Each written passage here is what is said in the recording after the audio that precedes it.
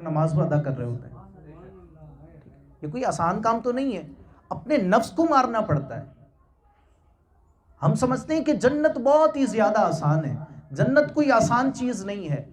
हजरत बायज़ीद बुस्तामी, आप ये शायद मैं पहले भी अर्ज कर चुका हूँ, आप एक बार जुम्मे का रोज़ था तो नहाने के लिए गुस्ल खाने की तरफ बढ़े, तो आपको गुस्ल खाने के बाहर बंदा बैठा हुआ था, उसने बोला हज़रत कहाँ? कहा नहाने जा रहा हूँ। हज़रत पैसे लगते हैं इसके, उसकी साफ़ सफाई और सारे मामलात के लिए पैसे लगते हैं, हज़रत पैसे दीजिए।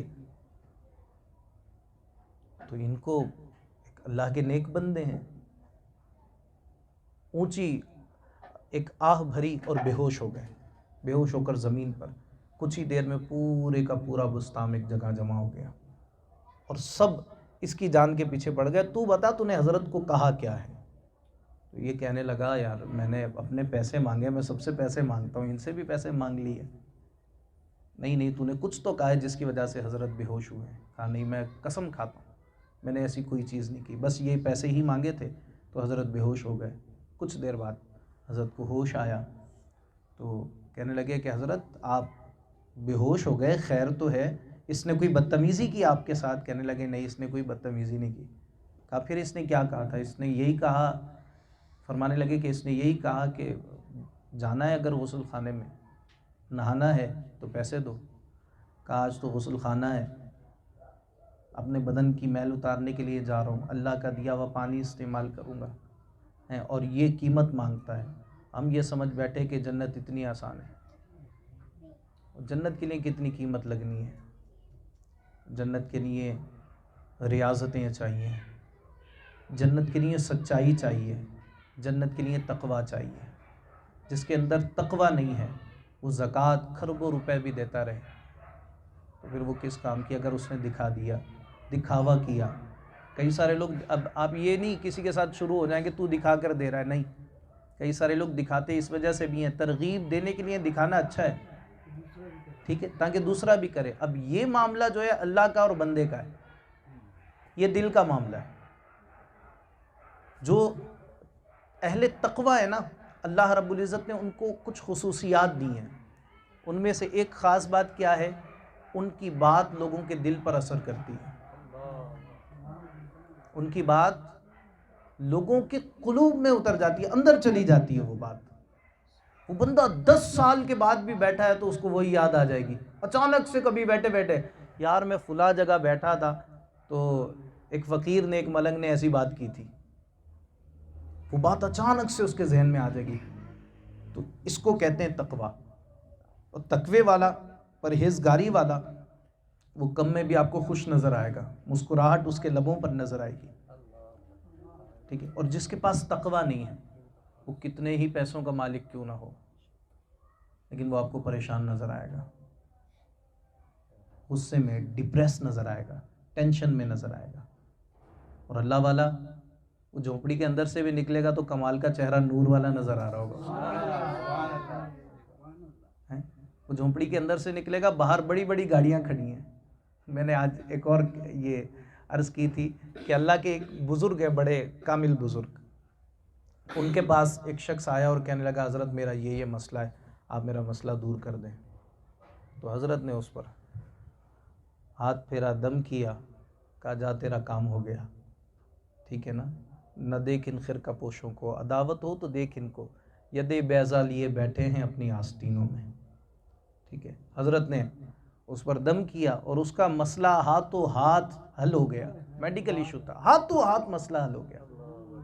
अब ये सेठ तो था, वो सेठी अंदर का जागना शुरू हो गया और सेठ साहब कहने लगे कि हज़रत बोले क्या काम है? बोला तू काम मुझे बोलेगा, तू दुनिया जहाँ को दिखाकर अपने सारे के सारे पैसे लगाकर मेरे पास आया और अब मुझे आकर बोल रहा है कि हज़रत कोई काम है तो बताएं। बोला पुत्र जाकर अल्लाह का जिक्र कर, अल्लाह अल्लाह कर, अल्लाह को राज़ी कर, अल्लाह को राज़ी कर, सारे काम तेरे खुद ही हो जाएंगे इंशाअल्लाह, ठीक है। जो तकवे वाले होते हैं ना तो पूरी की पूरी दुनिया सिमट कर उनके पास आ जाती है, ठीक है। वो समंदर को कूज़े में डाल दिया करते हैं, ठीक है। तो अल्लाह वालों की ये निशानी होती है। आप चाहते हैं कि मैं सुधर जाऊं, मैं चाहता हूं कि मैं सुधर जाऊं, तो इसका एक सबसे आसान हल क्या है? जो सजदा कर रहे हैं सच्चे दिल के साथ करें, जो सदका दे रहे हैं सच्चे दिल के साथ दें। अगर आपने ये बोलने की हमें आदत बन गई ना कि मैंने ये अच्छा काम किया है, ये अच्छा काम बोलने की आदत कहाँ होनी चाहिए? हुजूर जाने जाना सल्लल्लाहु ताला अलैहि वसल्लम ने एक मकाम पर फरमाया, हुजूर अलैहिस्सलाम ने फरमाया कि 3 लोग एक जगह से गुज़र रहे थे, थोड़ा टाइम हुआ तो वो किसी गार में सस्ताने के लिए थोड़ी देर रात में रुक गए। तो अभी जैसे ही निकलने का इरादा किया तो सामने से एक पत्थर गिरा और गार का दरवाज़ा सुराख बंद हो गया। अब सुराख बंद हुआ, ये मैं आपको बता रहा हूँ कि नेकियां कहाँ बयान करनी है, ठीक है। गार का सुराख बंद हो गया। अब जब गार का सुराख बंद हुआ, अंदर रोशनी भी नहीं आ रही, एक दूसरे का चेहरा नज़र नहीं आ रहा, तो इनमें से जो समझदार आदमी था वो कहने लगा कि क्यों ना आज हम अपने रब के सामने अपनी नेकियां बयान करें, और कहें सुबहान अल्लाह। क्यों ना अपने रब के सामने अपनी नेकियां बयान करें। तो पहल शुरू उसी ने किया। वो कहने लगा, है मेरे मालिक व मौला, मैं रोज़ाना दूध लेकर अपने घर आता हूँ, पूरे दिन का थका हारा, सबसे पहले वो गर्म दूध अपने माँ बाप को पिलाता। लेकिन एक दिन मेरे माँ बाप सो गए, बच्चे मेरा तहबंद खींचते रहे, मेरी कमीज़ खींचते रहे, बीवी मेरे पीछे पड़ी रही कि मुझे दे दो। लेकिन ऐ मेरे मालिक मौला, मैंने अपने माँ बाप से पहले किसी को वो पीने नहीं दिया। और जब सुबह हुई, माँ बाप ने देखा कि मेरा बच्चा जाग रहा है और इस इंतज़ार में कि हम उठें और हमें पहले पिलाए, तो माँ बाप के दिल से जो दुआ निकली थी, या अल्लाह अगर तूने वो दुआ कबूल कर ली है तो हमें इस मुश्किल से निकाल दे। वो थोड़ा सा पत्थर सरकता है, रोशनी अंदर आती है। फिर दूसरा कहता है, या अल्लाह, एक मकाम था, मैं कुदरत रखता था कि मैं गुनाह करूं एक औरत के साथ, और मैं गुनाह करने ही वाला था, लेकिन उस औरत ने कहा, क्या तुझे अल्लाह से डर नहीं लगता? मैंने कहा बिल्कुल लगता है, और मेरी आंखों से छम छम आंसू जारी हो गए। या अल्लाह, वो नेक काम अगर तुझे पसंद आया तो मुझे इस मुश्किल से निकाल दे।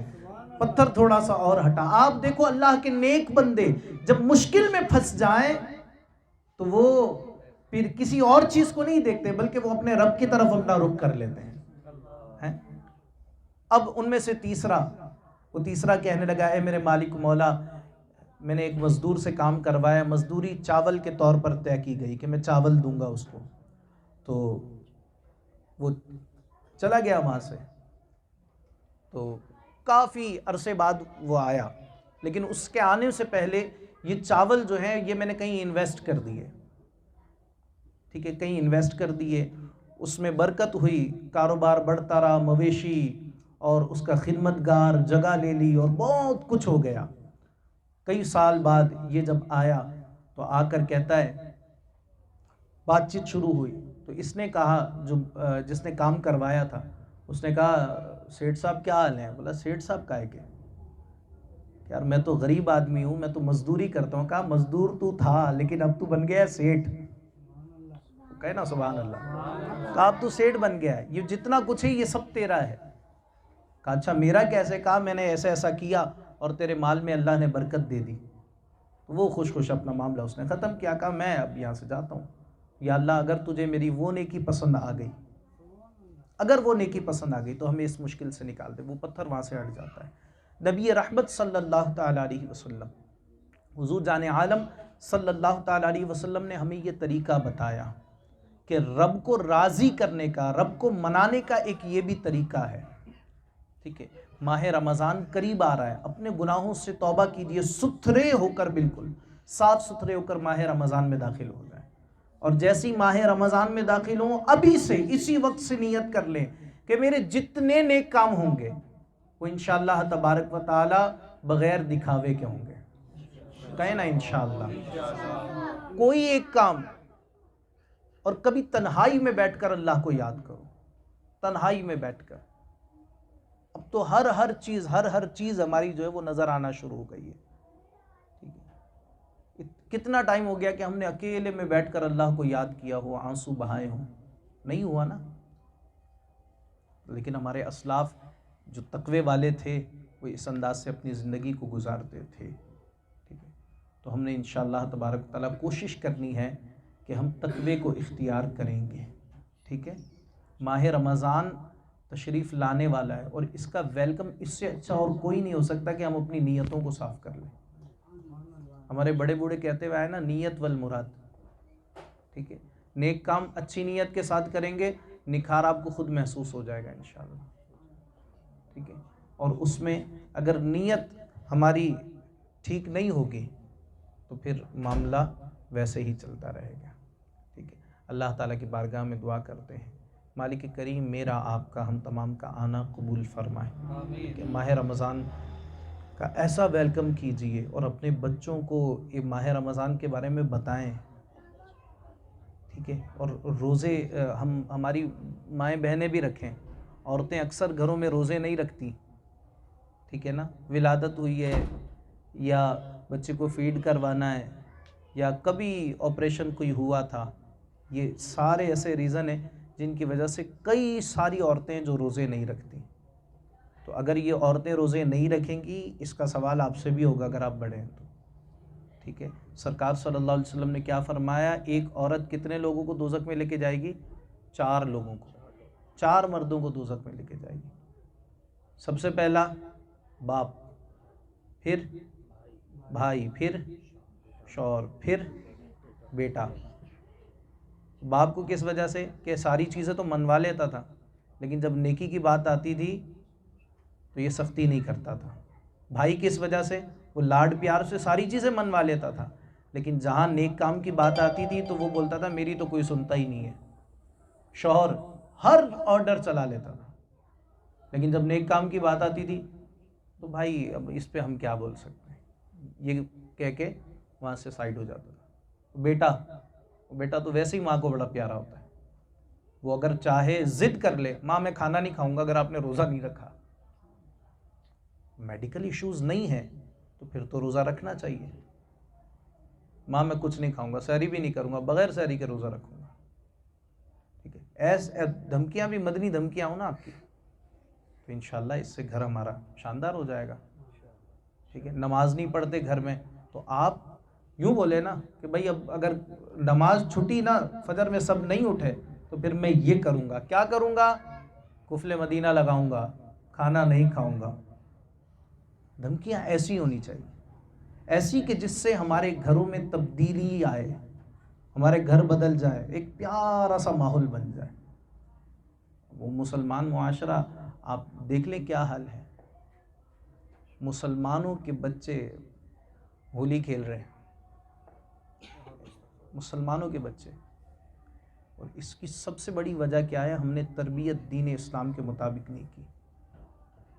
ठीक है, हमारे ख़ुद के अंदर तकवा मौजूद नहीं था, परहेज़गारी हमारे अंदर मौजूद नहीं थी। जाते थे मस्जिद, बस एक ही दिन के नमाजी बहुत ज़्यादा हैं, और वो भी जुम्मे वाले दिन के।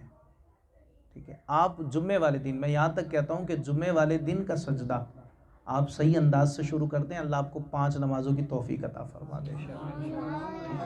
जो एक दिन नमाज पढ़ते हो ना, उसको ऐसे पढ़ो कि जैसे रब को देख रहे हो, उसे रोते हुए, गिड़गिड़ाते हुए जब पढ़ेंगे ना नमाज, असर की नमाज पढ़ने का खुद दिल चाहेगा इंशाअल्लाह। अल्लाह करे कि हम नमाजी बन जाएं। आमीन बिजाहि नबी अमीन सल्लल्लाहु ताला अलैहि वसल्लम। दुरूद